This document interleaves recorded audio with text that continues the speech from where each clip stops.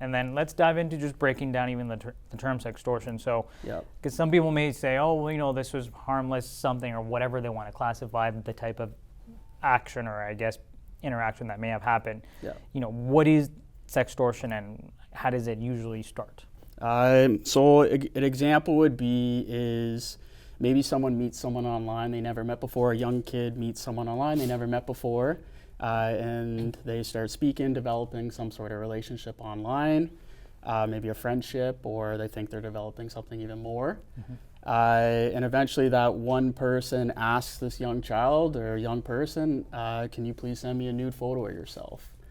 And that young person gets convinced to send a nude photo of themselves. And when they do, ultimately that kid may get a message back saying, thank you for that photo. You now have to send me X amount of money, or I'm going to send this all over your social media. I'm going to send it to your family and friends. Or that youth may get a message back saying, thank you for that photo.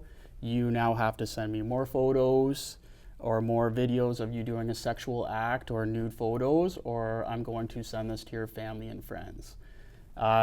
Me as an adult, if that were to happen to me, that'd be absolutely terrifying. And this is stuff that happens to young people. This is something that I personally investigated in Sarnia.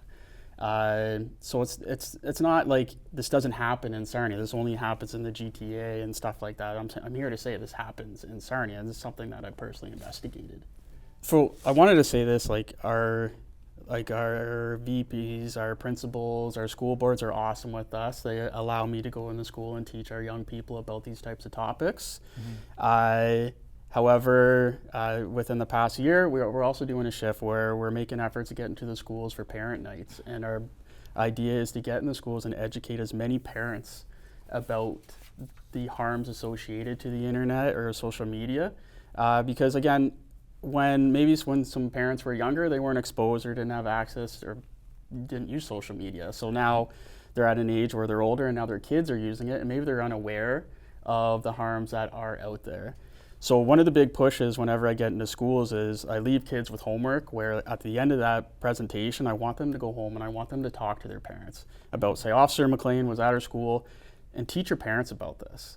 And then ultimately I want the parents to teach the kids and learn to have those open conversations at home, because ultimately you want your youth to feel comfortable that if something's happening, you're that responsible adult that they talk to, that they reach out to. Rather than bottling it up, talk to the parents, and they can figure out the best course of action. If they need to get police involved, get police involved.